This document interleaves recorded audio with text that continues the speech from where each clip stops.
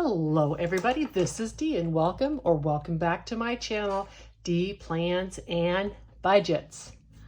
Voila, do you think I plan and budget? Perhaps I do. I am actually past Dee, coming to you in the future. I recorded this video a couple weeks ago. I am going to be gone on, so I will be out of internet range September 25th and October 2nd for my Monday recaps. I will be back on the 9th. We will cover those expenses when I get back. I won't be doing my regular spending during those times because I will be on a cruise ship on one of those, and I don't spend normally on a cruise ship. Everything is covered and prepaid for. And then also the other thing, it will be a family function, and pretty much it's a short trip. It's a 4 or 5 day trip total, but 2 of those days will be in transportation. And pretty much all I will spend is money on the ferry and the train. So there's not going to be normal spending, but I will cover with you what I spent when I get back. If you are one of those people saving with me to go on a cruise, this week I am going to go ahead and insert the savings challenge video. And instead of having you pick, I'll just pick the numbers and we can do those together, because of course I won't be here on those actual times to do that with you. For next week, which will be October 2nd, we will just skip that altogether and then we'll save together on the next week. When I get back, that's the 9th of October. I did not want to leave out Monday videos because I have been covering retirement stuff and I'm really enjoying doing that, and I'm getting really good feedback for that. I like to make sure and have content available on a regular schedule, and my regular schedule is always Mondays, Thursdays, and Saturdays. And so I want to make sure I get videos up. Just because I'm not here doesn't mean I can't have some stuff pre-recorded that we can go over. For right now, I'm going to go ahead and insert the video of the savings challenges that I did. All right, just so I don't freak anybody out, but when you see this, past Dee, who is now past Dee, but she's future Dee right now, but when you see this, she will have already done 2 of these other challenges, and so they'll be marked off. But with you today, we're going to put the $8 into this one. All right.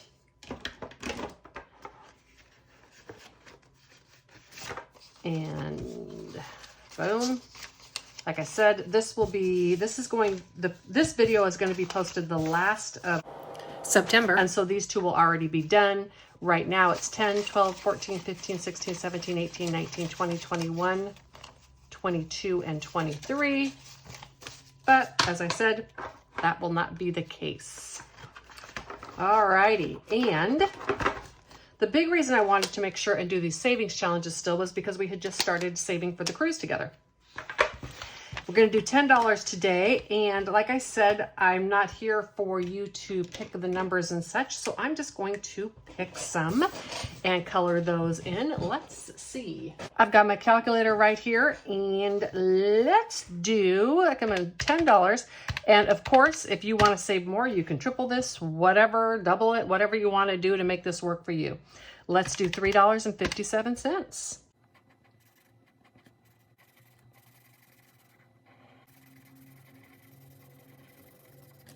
All right, how about an October one? $2.98. Sorry, I needed to cut that out, and I started to use the wrong color. In October, let's do $2.98.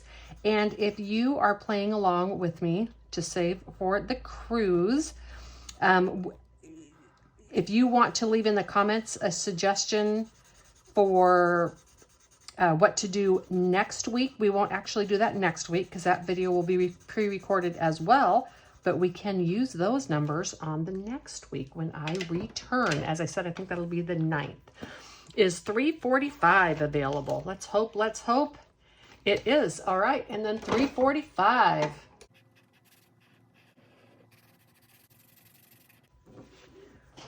Okay, so that concludes this savings challenge for this week. And if you're saving with me, yay, we just saved more money. How exciting is that? Now, I'm super excited. Let's get back to talking about the planners. Okay, now we're back. Hope you're not too confused about that because this is actually past D, showing you savings challenges for future D when future D hasn't even done future D savings challenges yet. Did that make sense? I hope so. Anyhow, I really wanted to show you all of these planners and talk a little bit about flexibility in your budget, especially when you are retired, and keeping your budget fun and interesting. Now, I have planners here starting in 2019. My ex-husband and our divorce was final in 2018. I am not going to show you anything from before that because that would not be respecting his privacy. He hasn't given me permission to share those numbers. So I'm just going to start with 2019. I have those books still with me, but they're not anything fun like this. I started doing it this way after the divorce. I always kept everything just like in a standard ledger and a spreadsheet before. Let's talk about how I kept my budget at that time. I use Happy Planner products. I've been doing decorative planning for a long time. I think I started in 2017 or 18. But I use the Happy Planner stuff because I'm left-handed and you can remove the pages. You can make this work with just a notebook if you want to. I wanted to show you how I kind of was keeping my budget back then. So I just put these in here to mark the pages. I was tracking. I'm still keeping a tracking sheet almost very much like this. And then I had my categories broken down. They were far broader than they are now. I prefer them the way they are now. They're a lot more detailed. I can really see better patterns and stuff within my spending. You can see that very similar to as I am doing it now, I was tracking and keeping stuff in categories. It's just that instead of keeping prop money with the trackers and the envelopes, I was keeping a decorative spread to show me how I was doing this. In September is another example. And in September again, the same way, there's a sheet and they were broken down by category. Now, in 2020, I got even a little more creative with how I did these. And so here was a list of the bills to make sure I had paid my bills. And then these were things as I paid them. These are my totals, my budgets, my plus or minus budget. The way that I was budgeting at this time was I was dispersing at the first of the month from my retirement enough to pay the upcoming month's bills and the credit card from the last month. This was good in terms of making sure everything was paid. However, my whole life, when I had wanted things, I saved for them. I didn't use sinking funds per se. I didn't discover those until 2021. However, I always had a savings account and I had it in mind, the things I wanted to save for. Well, by dispersing the money the way I was doing, I was not saving for anything. I was not doing anything fun. Now, part of that, as you can tell by these dates, this was 2020 when stuff happened. So everything was really weird. But suffice it to say, I just was feeling like my budget, the way that I was doing it, was not working for me. I wasn't getting any joy out of my spending life, and I needed to have some joy. They worked very well in terms of tracking the same way. It's all nice and decorative. And at the end of the month, I would tally up all the different categories. All right, so here you see another example. These were the things that I had spent on, the categories where I tracked everything, and then here was a total, right? So that was working really well for me. And here is just one I want to show you because it's so darn pretty. This was one where I actually wrote kind of nicely. But you can see kind of the same method was being used. It was shortly after this that I actually discovered my cash stuffing and started using that. Now, another thing that I do and did and still do today is I would keep an annual tracker of expenditures in the certain categories. And here is one for 2020, and this was just the one I found that was written so nicely. And these were all my categories and what I spent for the month, January through December. I still do this today. I do this part on a spreadsheet. I don't keep it handwritten anymore. These are amazing for doing your upcoming year's budget because you can look at it and see what you're spending on a monthly basis. As long as nothing major is changing in your life, you have a plan and a place to start for the following year. 2022 is the year that I really started using sinking funds. And although I've been a budgeter and a person that planned for upcoming expenses and saved my entire life, I never used sinking funds. I didn't even think about that. I used envelopes in the past, used to take my grocery money and put it in there. However, the concept or idea of sinking funds, I had never heard of. I always knew I had a list that I would keep of extra expenses that were coming up. Maybe, when the kids were young, school supplies or school shopping, or if a birthday was coming up, vacation or travel that we were going on or something like that. And so I kept a list of upcoming expenses and then I would put those into the budget every month. But there is nothing like sinking funds to be prepared for those expenses every month. Because as we all know, it's very tempting on months where you have very little extra items in your budget, you can tend to overspend. And then the months come where there's big expenses coming out and you don't have enough. So I love sinking funds. And in 2022 was when I really started to get the hang of sinking funds.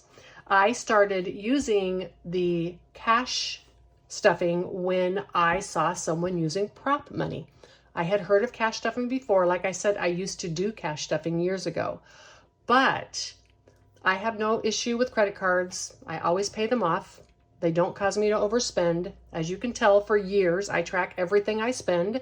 So using a credit card in my situation is okay for me. Not saying it's okay for you, but it is okay for me. So I didn't want to have all the cash on hand in my house for the things like the sinking in funds and such, because those accumulate large amounts of money before I spend it. Then I saw someone, I think it was Plan with Elise, and she had prop money. Voila, that was it. I ordered prop money from Amazon and I have been cash stuffing ever since, and I love it. If you would have told me back then that an envelope full of fake money could be as motivating as it is, I would have laughed, but it is, right? And it's because it represents growth. It represents what you're spending. It was really fun to do all those decorative spreads and write down the things that I spent and know how much money I spent every month. That was fantastic. But playing with my fake money in my envelopes is just way more fun, and I love doing it. So now my budget is far more what you see today. And in January of this year is when I started sharing my monthly budget with you. And we all know that's been a work in progress. But this looks very much like what I am doing now. And then this is how I break down, you've seen this, how I break down what's going into my sinking funds. And you can see that I'm still tracking everything that I spend. Of course, there are more things being logged every time now because of the categories. So when I had consumables, that was food, miscellaneous, paper, health and beauty, all together. And so I would go to the grocery store and buy things in all those categories. It would be just one entry. But now those are separate, which is good because I'm able to keep a more accurate budget. But it does, I do have more things I have to track. And this absolutely works for me. And then here I was keeping my total this way. I've since changed that. I keep them on this sheet, but you can see everything still remains the same in that I'm tracking all of my spending. I total them every month, and I still actually track that on the one annual thing. I just do that all electronically.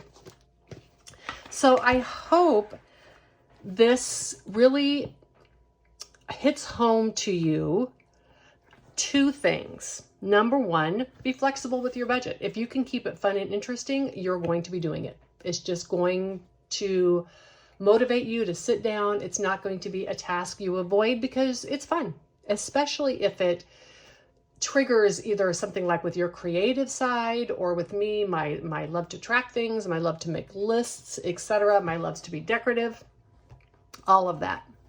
The other thing that I really want for you to take away from this particular video, and probably the most important point, is I am able to do the things I do in my life not because I've made a huge income.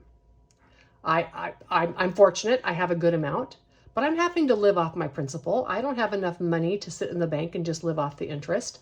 I've never had that much money. But what I have always done is budgeted. In retirement, you can see what I go through each month to account for my spending. If you want to make sure your money is going where you want it to go, it takes time and effort. You're not going to be able to just put cash in envelopes and have that magically take care of your problems, or have savings challenges and have that magically take care of your problems. You have to do your budget. You have to work your numbers. You have to work your budget. This is extremely important. And if you do that, then you will find that you are spending the money you have in a way that supports the life that you want. This is the key for me to having enough. I do not feel like I want for anything because I am not spending money mindlessly on things that I do not value. Therefore, all the things I value in my life, I always have enough for. Isn't this an amazing, beautiful thing that we can do with our budgets? How we can make our money, no matter how big or small it is, work for us. I hope you are having a wonderful day. I know I am today because I am actually on a cruise ship. Bye.